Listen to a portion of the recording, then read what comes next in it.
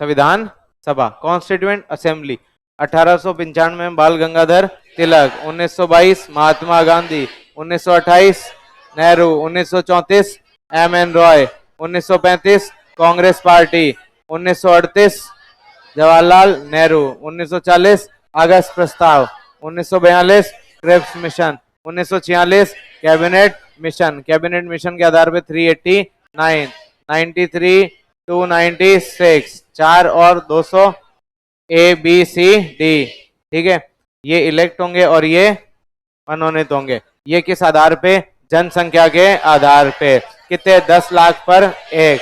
अप्रत्यक्ष चुनाव, इनडायरेक्ट। उसके बाद में हाँ, इलेक्टोरल कॉलेज। पहले तो मंडल, कौन कौन वोट दे सकता है? प्रांतीय विधानमंडल के निम्न सदन के सदस्य, members of lower house of legislative assembly. उसके बाद में पद्धति, अनुपातिक प्रतिनिधित्व पद्धति, एकल संक्रमणीय मत द्वारा, ठीक है। Proportional representation by means of single transferable vote. अब इसके बाद में अनुपातिक प्रतिनिधित्व के आधार पे 3 श्रेणियां, मुस्लिम्स को 78, सिखों को 4 और 210 सामान्य। खूब सारी पार्टियों ने चुनाव लड़ा। कांग्रेस ने जीती 208, 199, 3 और 4 ये वाली, इनमें से 3। उसके बाद में मुस्लिम लीग ने जीती 73, निर्दलीय जीते 8, अन्य दल जीते 7, ठीक है। मुस्लिम लीग ने इसका कर दिया बहिष्कार। उसके बाद में बनी अंतरिम सरकार और फिर संविधान सभा की पहली बैठक 9 दिसंबर 1946। 207 और 211 दोनों के प्रूफ है, कोई दिक्कत नहीं है, दोनों याद कर लो, ठीक है। हाँ, 9 या 10 महिलाएं, दोनों सही हैं, कोई दिक्कत नहीं है। जेबी कृपलानी और सच्चिदानंद सिन्हा अध्यक्ष। 10 को कुछ नहीं हुआ। 11 दिसंबर 1946 राजेंद्र प्रसाद स्थायी अध्यक्ष और BN राव को संवैधानिक सलाहकार। बाद में 2 उपाध्यक्ष बने थे, HC मुखर्जी और VT कृष्णमाचारी।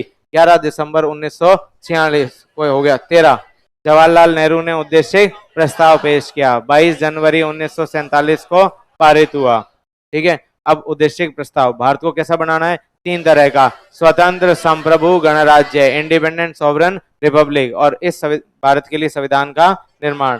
उसके बाद में क्या करना है? तो उसके बाद में हाँ, 4 से मिलकर भारत बनेगा। ब्रिटिश इंडिया, देसी रियासतें, अन्य भारतीय क्षेत्र और जो स्वेच्छा से शामिल होना चाहे वो। उसके बाद में राज्यों को मिलेगी स्वायत्ता और अवशिष्ट शक्तियां, रेजिडुअरी पावर्स और ऑटोनॉमी।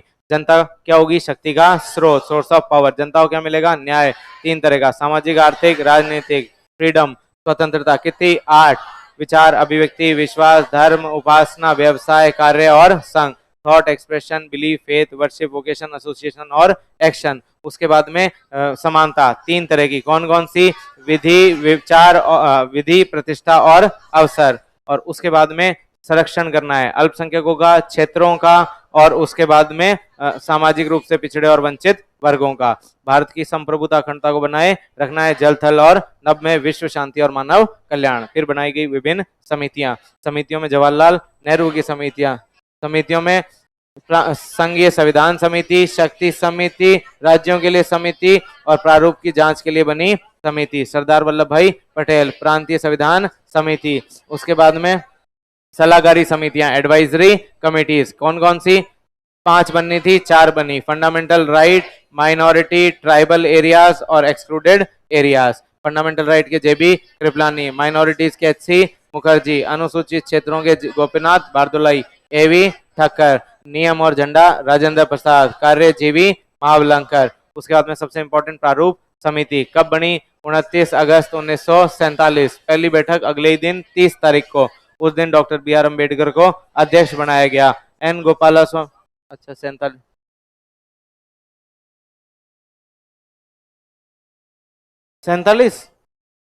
29 अगस्त 1947, हाँ 29 अगस्त 1947 को ही बनी। 30 को इसकी पहली बैठक। डॉक्टर BR अम्बेडकर अध्यक्ष। 7 क्या थे? 6 सदस्य, N गोपालास्वामी अय्यर, कृष्ण स्वामी Iyengar, Mohammad Sadulla, KM Munshi, N Madhavrao BL मित्र की जगह और TT कृष्णमाचारी ऐतान की जगह। संविधान बना दिया, 3 रीडिंग में पारित हुआ। 4 नवंबर 1948 से 9 नवंबर 1948, 15 नवंबर 1948 से 17 अक्टूबर 1949। उसके बाद में 14 नवंबर 1949 से 26 नवंबर 1949। और इसके बाद में इस दिन बन के तैयार था अंगीकृत, अधिनियमित और आत्मर्पित, adopt, enact and give to ourselves. लेकिन 26 जनवरी को लागू करना था। 15 अनुच्छेद लागू किए गए, उनमें से कितने? नागरिकता, राष्ट्रपति की शक्तियां, शपथ, अस्थायी प्रावधान, परिभाषाएं, निर्वचन और भारत का संक्षिप्त नाम। ठीक है, 15 हो गए। इसके बाद में ये हो गया। फिर अपन ने पढ़ी थी कुछ इंपॉर्टेंट डेट्स। 22 जुलाई को 1947 को राष्ट्रीय दिवस, 13 मई 1949 को, और उसके बाद में 24 जनवरी 1950 क्या किया गया? तो राष्ट्रपति चुने गए, राष्ट्रगीत, राष्ट्रगान, अंतिम बैठक 284 लोगों ने साइन किए संविधान के ऊपर। और संविधान सभा में निर्णय कैसे हुए थे? तो वोटिंग कुछ जगह पे हुई थी, बाकी सब जगह आम सहमति बनाई गई। तो दोनों प्रक्रिया आप लिख सकते हो। ठीक है, इस तरीके से। राजस्थान से सदस्य, तो राजस्थान से 13 और 15। अब आरपीएससी ने एक बार 11 भी मान रखा है, वो विशुद्ध रूप से गलत है, क्योंकि इन्होंने CS वेंकटाचारी और विजय राघवाचारी को नहीं माना है, जबकि संविधान सभा की बैठक में उनका नाम जयपुर और उदयपुर, जोधपुर उदयपुर के नाम से। अब सदस्य देखें तो राजस्थान से जयपुर, जोधपुर और उदयपुर।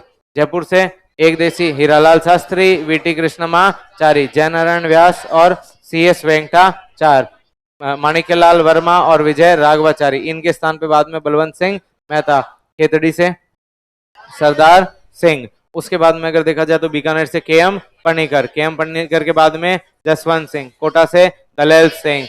उसके बाद में भरतपुर से राज बहादुर, अलवर से रामचंद्र उपाध्याय, अजमेर से भार्गव, मुकुट बिहारी भार्गव, शाहपुरा से गोकुललाल असावा।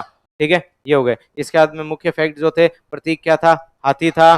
ठीक है, मुख्य ड्राफ्टमैन SN मुखर्जी, सचिव थे HVR अयंगर। उसके बाद में सचिव कौन थे? HVR अयंगर। फिर सुलेखक कैलीग्राफी इटालियन में प्रेम बिहारी नारायण रायजादा ने की थी, और हिंदी में प्रशांत कृष्ण वैद्य ने करी थी। उसके बाद में अलंकरण का कार्य शांति निकेतन, बॉस थे नंदलाल बोस और राम मनोहर सिन्हा। प्रस्तावना पर भी साइन उन्हीं के। इसके बाद में अपन ने बात की थी प्रस्तावना की। प्रस्तावना क्या है? हम भारत के लोग, भारत को कैसा बनाना है? संपूर्ण प्रभुत्व संपन्न, सॉवरन, समाजवादी, पंथ निरपेक्ष, लोकतांत्रिक गणराज्य, sovereign, socialist, secular, democratic Republic. और इसके जनता को देने न्याय। कितने तरह का? 3, सामाजिक, आर्थिक, राजनीतिक स्वतंत्रता, 5 तरह के विचार, अभिव्यक्ति, विश्वास, धर्म और उपासना, थॉट एक्सप्रेशन, बिलीफ, फेथ और वर्शिप। उसके बाद में समता, 2 तरह की, अवसर और प्रतिष्ठा, स्टेटस और अपॉर्चुनिटी। उसके बाद में क्या करना है? तो बंधुता। बंधुता 2 कामों के लिए, व्यक्ति की गरिमा, डिग्निटी ऑफ इंडिविजुअल, और राष्ट्र की एकता और अखंडता, इंटीग्रिटी एंड सॉवरेनिटी। तारीख क्या है? 26 नवंबर 1949। क्या है? मिति मार्गशीर्ष शुक्ल सप्तमी विक्रमी संवत 2006। अंगीकृत, अधिनियमित और आत्मर्पित, adopt, enact and give to ourselves. क्या प्रस्तावना संविधान का भाग है? बेरूबारी में 1960 में कहा नहीं है।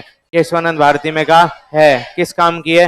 व्याख्या करने के काम आती है। शक्ति का स्रोत नहीं है। LIC बाद में कह दिया अभिन्न अंग है। क्या इसमें संशोधन हो सकता है? 42वें संविधान संशोधन से कर दिया संशोधन। क्या क्या किया?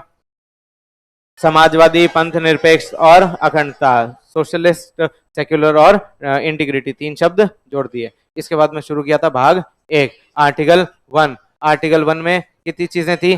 3। पहला, नाम। नाम क्या है? India, that is Bharat. शासन पद्धति कैसी है?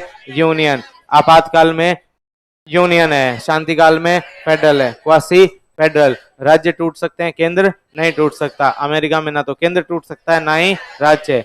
इसके बाद में तीसरी चीज में दे रखी है राज्य क्षेत्र, टेरिटरी। क्या क्या है? सारे स्टेट, सारे यूटी और कोई भी क्षेत्र जो स्वेच्छा से आना चाहे। आर्टिकल 2, बाहर से अगर किसी को लाना है तो कौन लाएगा? संसद लाएगा, जिस शर्त पे चाहे उस पे। 2 शब्द है इसमें, प्रवेश और स्थापना, एडमिशन और स्टेब्लिश। आर्टिकल 3। आर्टिकल 3 क्या कहता है? अंदर कुछ भी चेंज करना है कौन करेगा? संसद। अब उसके लिए राष्ट्रपति की पूर्व अनुमति से बिल लाया जा सकता है। राष्ट्रपति किससे पूछेगा? उसे पूछेगा। उसके बाद में कोई मतलब नहीं है, फिर राष्ट्रपति पुनर्विचार के लिए नहीं लौटा सकता और नया राज्य बन जाएगा। आर्टिकल 4 कहता है पहली और चौथी अनुसूची में किए गए बदलाव को बदला संविधान संशोधन नहीं माना जाएगा। ठीक है, अब लेने के लिए तो कोई दिक्कत नहीं है। समस्या किसमें है? देने में। अब देने में क्या करना पड़ेगा, संविधान में संशोधन। तो बेरूबारी देने के लिए नेहरू नून एग्रीमेंट 1958 में जो हुआ उसके लिए बेरूबारी वाद हुआ और कह दिया कि देना है तो संविधान में संशोधन करना पड़ेगा 1960। तो नवा संविधान संशोधन उससे किसको दिया गया, बेरूबारी पाकिस्तान को दिया गया। 1969 में सुप्रीम कोर्ट ने क्या कहा कि बराबर का लेन देन है तो कुछ करने की जरूरत नहीं है, सीधा क्या कर दो, कर लो, एग्जीक्यूटिव भी काम कर सकता है। 100वां संविधान संशोधन 2015, 162 एनक्लेव थे, 111 बांग्लादेश को, 51 भारत को। ये समस्या थी इसलिए संविधान में संशोधन करना पड़ा। इसके बाद में पढ़ा था राष्ट्रीय एकीकरण, नेशनल इंटीग्रेशन। भारत कितनों से मिलकर बनाए, 4 से, ब्रिटिश इंडिया, देसी रियासतें, अन्य भारतीय क्षेत्र और स्वेच्छा से जुड़े हुए क्षेत्र। देसी रियासतें 565, 552 अपने पास, 13 उनके पास। जम्मू कश्मीर हरि सिंह ने 26 अक्टूबर 1947 को विलय पत्र पर साइन किए। जूनागढ़ कैसे आया, जनमत संग्रह से आया। कब आया, फरवरी 1948 में आया। उसके बाद में हैदराबाद कैसे आया, ऑपरेशन पोलो से आया। रजाकार बाधक थे, नवंबर 1948 में हुआ ऑपरेशन पोलो। मणिपुर कैसे आया, तो मणिपुर आया राजा के साइन करने से 21 सितंबर 1949 को। ठीक है, इस तरीके से ये आ गया।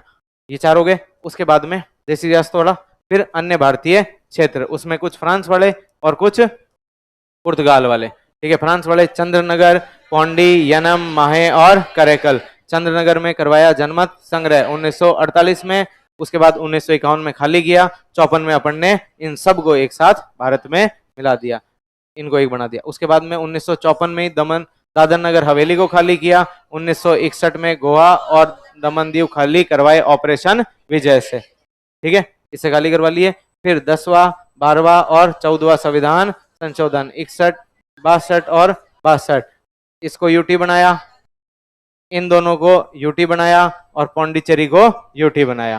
ठीक है, अन्य भारतीय क्षेत्र में सिक्किम ये आगे। उसके बाद स्वेच्छा से कौन जुड़ा, सिक्किम। सिक्किम पहले कैसा था, रक्षित राज्य था। ठीक है, फिर 35वां संविधान संशोधन 1974, क्या बनाया इसको, सहायक राज्य बनाया, प्रोटेक्टरेट स्टेट बनाया। लोकसभा में 2, राज्यसभा में 2, राष्ट्रपति चुनाव में वोट नहीं दे सकता। 10वीं अनुसूची जोड़ी गई, आईएएस बनाएंगे, उच्च शिक्षा देंगे। फिर करवा दिए जनमत संग्रह, 36वें से इसको कैंसिल कर दिया।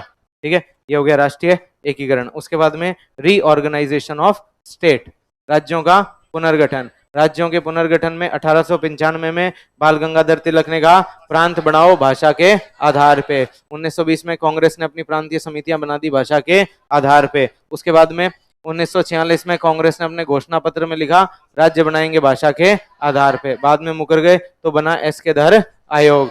एस के धर आयोग 1948, पन्नालाल और जगत नारायण 2 सदस्य, भाषाई आधार पर राज्यों से इनकार कर दिया। जनता बढ़ी तो जेवीपी समिति 1948, क्या कह दिया, नहीं बनाएंगे। जेवीपी में जवाहरलाल नेहरू, वल्लभ भाई पटेल और पट्टाभी, इनको रिव्यू किया और कह दिया नहीं बनाएंगे। फिर बने 4 श्रेणी के राज्य, ए बी सी डी। ए में ब्रिटिश प्रांत जिसमें गवर्नर बैठेगा 9, इसमें देसी रियासतें जिसमें विधान मंडल होगा। उसके बाद में सी में एक तो उच्चायुक्त प्रांत, चीफ कमिश्नरेट और विधान ये प्रिंसली स्टेट। डी में अंडमान निकोबार।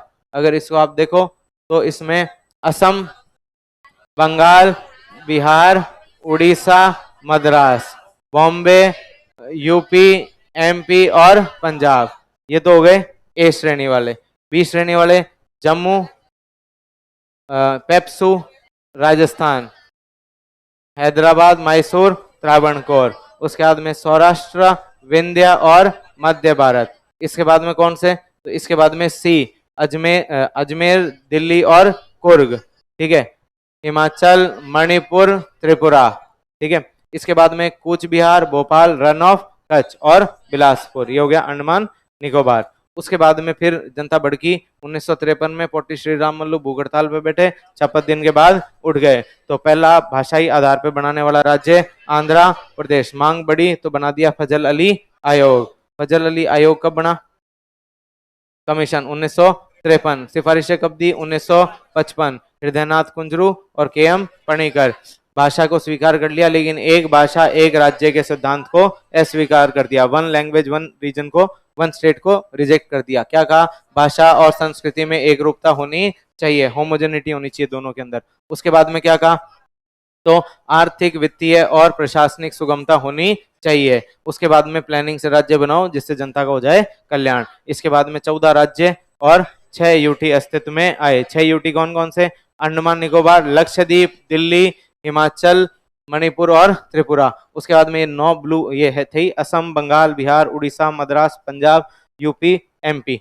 उसके बाद में आंध्रा बना दिया, आंध्रा के बाद राजस्थान बना दिया, जम्मू कश्मीर बना दिया, कर्नाटका बना दिया और केरल बना दिया। ठीक है, ये बना दिया। इस तरीके से हो गया राष्ट्र रीऑर्गेनाइजेशन ऑफ स्टेट। उसके बाद में 1960 में किसको बनाया? तो हाँ, बॉम्बे से अलग किसको किया?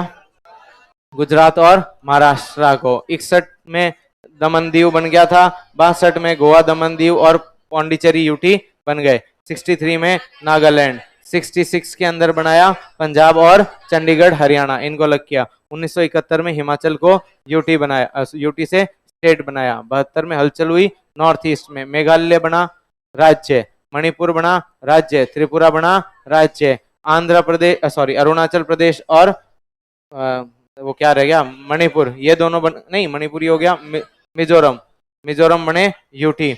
इसके बाद 1975 में आ गया सिक्किम, फिर 1987 में ये दोनों बन गए राज्य और ये गोवा भी बन गया राज्य। 2000 के अंदर उत्तराखंड, एमपी से अलग हुआ छत्तीसगढ़, झारखंड, ये तीनों बने राज्य। 2014 में तेलंगाना, 19 में जम्मू कश्मीर और लद्दाख, 2020 में दमन दीव दादर नगर हवेली, ये पूरे हो गए। इसके बाद में पढ़े थे शेड्यूल। शेड्यूल में पहला शेड्यूल क्या है? संघ और राज्य के नाम और उनके सीमाएं।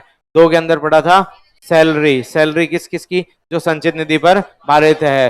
केंद्र के अंदर राष्ट्रपति, राज्यसभा का सभापति, उपसभापति, लोकसभा का अध्यक्ष, उपाध्यक्ष और हाँ यहाँ पर राज्यपाल, विधान परिषद का सभापति, उपसभापति, विधानसभा का स्पीकर, डिप्टी स्पीकर और उसके बाद में हाई कोर्ट का चीफ हाई जज, इन दोनों की पेंशन इधर से। उसके बाद में शपथ, शपथ केंद्र और राज्य। एमपी का चुनाव लड़ रहा है, जीत गया, मंत्री बन गया, हाई सुप्रीम कोर्ट का जज और कैग। एमपी है एमएलसी की, चुनाव लड़ रहा है, जीत गया, मंत्री बन गया, हाई कोर्ट का जज और ठीक है।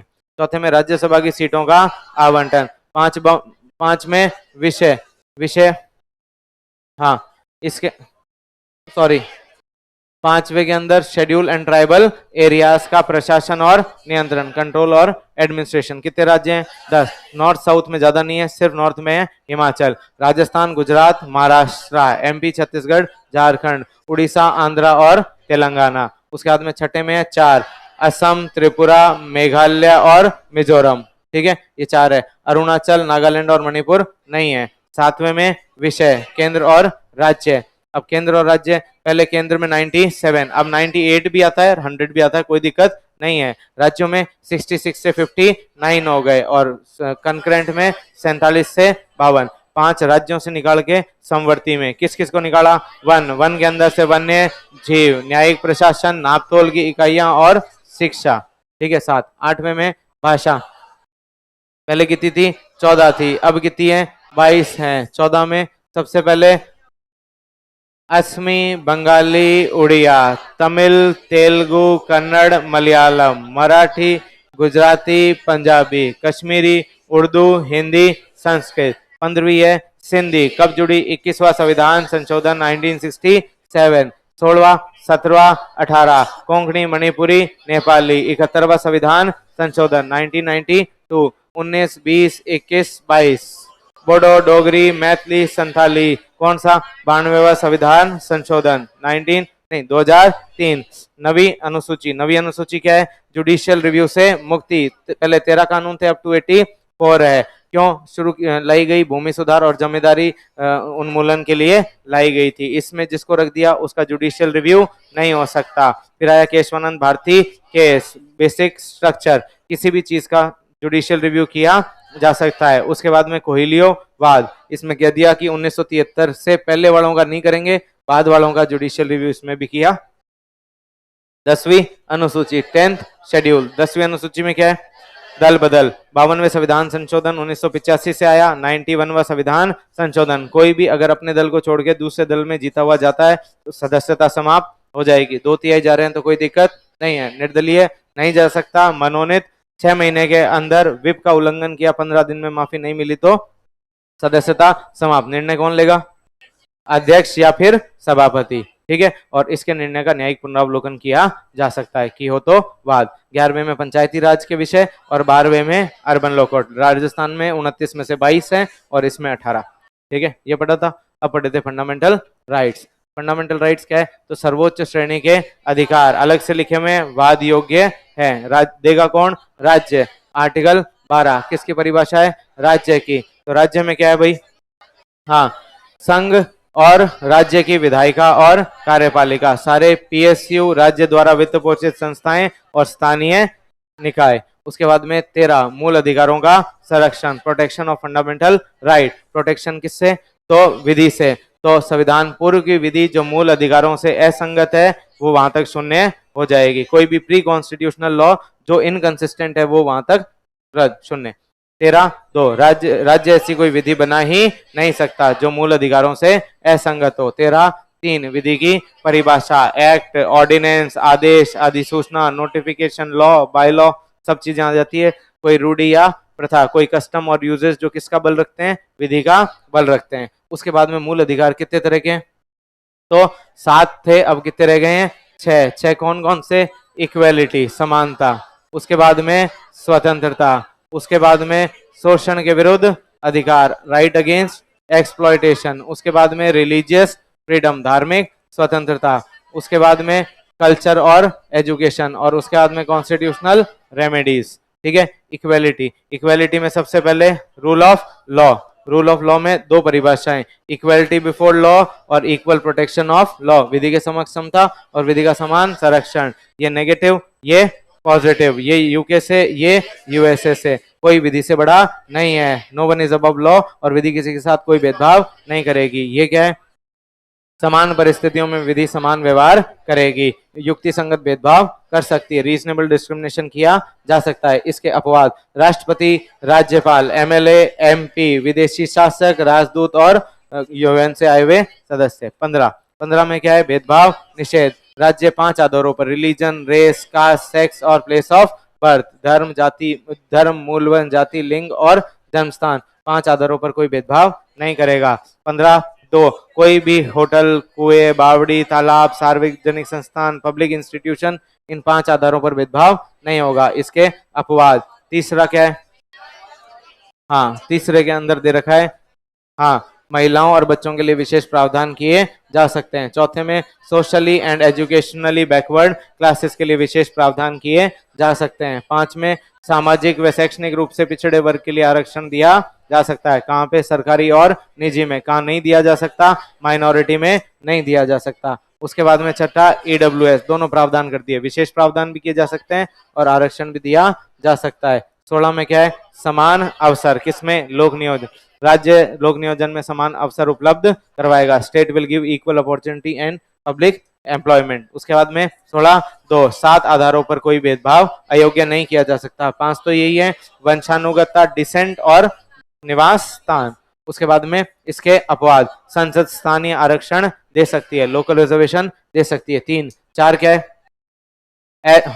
नहीं, हाँ, अगर सोशली एंड एजुकेशनली बैकवर्ड का इनएडिक्वेट रिप्रेजेंटेशन है, अपर्याप्त प्रतिनिधित्व है, तो आरक्षण दिया जा सकता है। उसके बाद में 4(a) पदोन्नति में आरक्षण, 4(b) बैकलॉग में आरक्षण 50% से ज्यादा। उसके बाद में 5, हाँ, 5 में है धार्मिक संस्थाओं में उसी धर्म के स्थान के लिए स्थान आरक्षित किया जा सकता है, रिलीजियस। 6 में है ईडब्ल्यूएस। उसके बाद में 17 क्या है? अस्पष्टता का अंत। ठीक है, ये एक एब्सोल्यूट राइट है, इसका कोई अपवाद नहीं है। 1955 में एक्ट बना, 1976 से protection of civil rights act. उसके बाद में 18 उपाधियों का अंत, राज्य कोई उपाधि नहीं देगा, 2 चीजों को छोड़ के, शिक्षा और सेना, डिफेंस। दूसरे में भारत का कोई भी नागरिक किसी से बाहर से उपाधि नहीं ले सकता। कोई भी विदेशी नागरिक भारत में काम कर रहा है, राष्ट्रपति की पूर्व अनुमति से ही उपाधि ले सकता है। 4 में भारत का कोई भी नागरिक भारत सरकार की सेवा में विदेश से उपाधि लेनी है, राष्ट्रपति की पूर्व अनुमति लो। बालाजी राघवनवाद 1996, उसमें क्या कहा गया? हाँ, कि कोई भी ये सारे के सारे क्या है? सम्मान है और हाँ उपाधियां नहीं है। इसके बाद में स्वतंत्रता का अधिकार, स्वतंत्रता फ्रीडम, फ्रीडम के अंदर सबसे पहले आर्टिकल 19 वाक व अभिव्यक्ति की स्वतंत्रता, freedom of speech and expression, चुप रहने का, उसके बाद में बोलने का, फोन टैपिंग के विरुद्ध, एडवर्टाइजमेंट का, प्रेस का, धरना का, प्रदर्शन का, लेकिन हड़ताल का अधिकार नहीं है। दूसरा संघ, सम्मेलन, सम्मेलन कैसे? बिना शस्त्रों के। उसके बाद में संघ बनाने का, उसके बाद में अबाध विचरण का, फ्रीडम ऑफ मूवमेंट, उसके बाद में निवास, रेजिडेंस, संपत्ति बची नहीं है, और उसके बाद में आजीविका। पहले पर लगे हुए 8 प्रतिबंध वाक व अभिव्यक्ति पर। क्या क्या? सुरक्षा, नैतिकता, मानहानि, अपराध, उद्दीपन, मित्रवत देशों के साथ संबंध, लोक व्यवस्था, उसके बाद में नैतिकता और अखंडता और संप्रभुता, सॉवरेनिटी और इंटीग्रिटी। सम्मेलन पर 2 हैं, लोक व्यवस्था और इंटीग्रिटी और सॉवरेनिटी, अखंडता और संप्रभुता। उसके बाद में संघ पर 3 है, 2 तो ये हो गए, तीसरा कौन सा है? नैतिकता। चौथे 5वें अबाध विचरण और निवास पर 2 हैं, जनसाधारण के हित में और जनजातीयों के हित में। संपत्ति पे कुछ नहीं है, बचा ही नहीं है। उसके बाद में आजीविका, आजीविका पे जनसाधारण के हित में लाइसेंस लिए जा सकते हैं। ये हो गया 19 के बाद में 20 दोष सिद्धि, जब आप पे कन्विक्ट हो रहा है तो 3, सबसे पहले जिस दिन अपराध किया है उसी दिन के हिसाब से सजा मिलेगी। सिविल का भूतलक्षी क्रियान्वयन हो सकता है। No ex post facto law, no double jeopardy, दोहरी क्षति नहीं, एक अपराध के लिए एक बार सजा, विभागीय कार्रवाई दोबारा हो सकती है। 20(3) में क्या है? हाँ, खुद के विरुद्ध गवाही मान्य नहीं है। फिंगरप्रिंट, डीएनए सैंपल ये सब लिए जा सकते हैं। उसके बाद में 21 में क्या है? प्राण व दैहिक स्वतंत्रता, right to life and personal liberty. प्राण मतलब जीवन जीना, दैहिक स्वतंत्रता मतलब आपकी देह को कोई बंधक नहीं बना सकता, लेकिन किससे वंचित किया जा सकता है? विधि द्वारा स्थापित प्रक्रिया से, प्रोसीजर स्टेब्लिश बाय लॉ। अब एक गोपालन वाद, सुप्रीम कोर्ट ने इसकी 1950 में संकीर्ण व्याख्या की, कहा कि हम लेजिस्लेटिव को रिव्यू नहीं कर सकते, सिर्फ किसके काम को देख सकते हैं? एग्जीक्यूटिव के काम को देख सकते हैं, ठीक है। और हम अक्षर से पालन करने के लिए बाध्य हैं, हम विधि का वर्ड टू वर्ड पालन करेंगे। और क्या उसके बाद में क्या कह दिया? उसके बाद में ये कहा कि भाई अगर कानून प्राकृतिक है नहीं है, उचित है या नहीं है, हमें मतलब नहीं है, हम सिर्फ किसको देखेंगे? एग्जीक्यूटिव को। उसके बाद में मेनका गांधी वाद 1978, और जुडिशरी ने क्या कहा? हम लेजिस्लेटिव एग्जीक्यूटिव दोनों को देख सकते हैं, हम कानून का अक्षर से पालन करने के लिए बाध्य नहीं है, प्राकृतिक न्याय और इनको हम सुनिश्चित करवाएंगे, और इसकी ब्रॉडर व्याख्या दे दी। उसके बाद में इसमें 36 तरह के अधिकार अभी जोड़े, ज्यादा ही है, ठीक है, हाँ सब है। उसके बाद में 21(a), 6 से 14 वर्ष तक के बच्चों को क्या दिया जाएगा? निःशुल्क व अनिवार्य शिक्षा दी जाएगी। उसके बाद में राइट टू एजुकेशन एक्ट 2009 1 अप्रैल 2010 से 25% सीटें बच्चों के लिए आरक्षित रखी जाती है, गरीब बच्चों के लिए। 22 गिरफ्तारी, अरेस्ट या डिटेंशन के समय आपको क्या क्या अधिकार है? सबसे पहला कारण जानने का अधिकार, दूसरा क्या है? वकील से बचाव और परामर्श का अधिकार। उसके बाद में तीसरा है 24 घंटे में मजिस्ट्रेट के सामने पेश किए जाने का अधिकार, और क्या उसमें जर्नी का टाइम इंक्लूड नहीं होता है। इसके बाद में शत्रु देश का नागरिक और प्रिवेंटिव डिटेंशन के तहत गिरफ्तार किए गए व्यक्ति को अधिकार नहीं है। प्रिवेंटिव डिटेंशन क्या होता है? तो कानून जुर्म करने से पहले ही प्रिवेंशन में मतलब डिटेन करना। उसके बाद में इनके पास क्या क्या अधिकार हैं? तो 3 महीने तक बिना ट्रायल के जेल में रखा जा सकता है। सलाहकारी बोर्ड की सलाह पर 3 महीने से ज्यादा भी रखा जा सकता है, जिसमें हाई कोर्ट के जज होने चाहिए। उसके बाद में हाँ नहीं, खुद को क्या है? आप कारण जानने का अधिकार है, लेकिन कारण जनहित में कारण बताने से मना किया जा सकता है। उसके बाद में कोर्ट में अपील की जा सकती है, किसके माध्यम से? प्रतिनिधि के माध्यम से। फिर संसद को क्या क्या अधिकार है? तो संसद को अधिकार है कि वो अधिकतम अवधि तय कर सकती है, बिना सलाहकारी बोर्ड के भी जेल में 3 महीने से ज्यादा रख सकती है। सलाहकारी बोर्ड कैसे काम करेगा? एडवाइजरी बोर्ड उसके लिए प्रोसीजर तय कर सकती है। 44वें संविधान संशोधन से 3 महीने को 2 महीने कर दिया, लागू नहीं हुआ। उसके बाद में संसद 3 मामलों में कानून बना सकती है। कौन कौन से? रक्षा, सुरक्षा और विदेशी मामले, डिफेंस, सिक्योरिटी और एक्सटर्नल अफेयर। संसद और राज्य विधानमंडल 3 पर मिलके बना। राज्य की सुरक्षा, उसके बाद में लोक व्यवस्था, पब्लिक ऑर्डर, और तीसरा है आवश्यक आपूर्तियों को बाधित करने के मामले में। तो ये हो गया 22। इसके बाद में है हाँ शोषण के विरुद्ध अधिकार 23 और 24। 23 में क्या है? ह्यूमन ट्रैफिक और फोर्स लेबर, ठीक है, मानव को खरीदा बेचा नहीं जा सकता। दास प्रथा, देवदासी प्रथा और वेश्यावृत्ति बैन है। फोर्स लेबर, बलात्श्रम, इसमें बंधुआ मजदूरी और हाँ बेगार प्रथा बैन है, लेकिन राज्य हित में राज्य सेवाएं ले सकता है। 24 के अंदर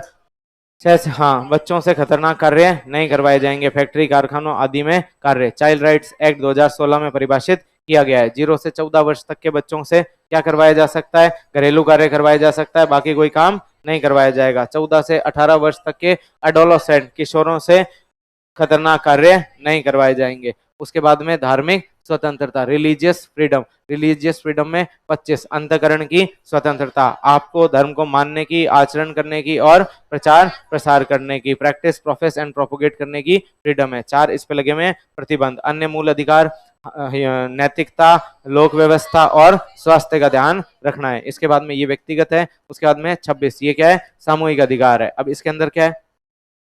हाँ, इसके अंदर है कि कोई भी धर्म या धर्मार्थ, रिलीजियस या चैरिटेबल इंस्टीट्यूट खोल सकता है और उस संस्था का संचालन कर सकता है, धार्मिक गतिविधियों का प्रबंधन कर सकता है, चल अचल संपत्ति अर्जित कर सकता है। मूवेबल, इमूवेबल किसके किसके दायरे में? विधि के दायरे में। 27 राज्य कोई धार्मिक कर नहीं लगाएगा। 28 धार्मिक शिक्षा जहां दी जा रही है वहां आपको प्रेजेंट रहने की जरूरत नहीं है, आप अनुपस्थित हो सकते हो। राज्य के शिक्षण संस्थाओं में धार्मिक शिक्षा नहीं दी जा सकती, प्राइवेट में दी जा सकती है। धार्मिक ट्रस्ट जिसमें पैसा राज्य का लगा है वहां भी दी जा सकती है। ठीक है, ये हो गए। उसके बाद में शिक्षा और संस्कृति का अधिकार 29 और 30। तो 29 में कोई भी भारत का नागरिक जो भारत के अंदर निवास कर रहा है 3 कामों के संरक्षण के लिए कार्य कर सकता है। कल्चर, स्क्रिप्ट और लैंग्वेज, भाषा, संस्कृति और लिपि के संरक्षण के लिए कार्य कर सकता है। इसके बाद में शिक्षा बड़ा अधिकार, शिक्षा 4 आधारों पर, धर्म, मूलवंश, जाति और भाषा के आधार पर किसी को भी हाँ शैक्षणिक संस्थाओं में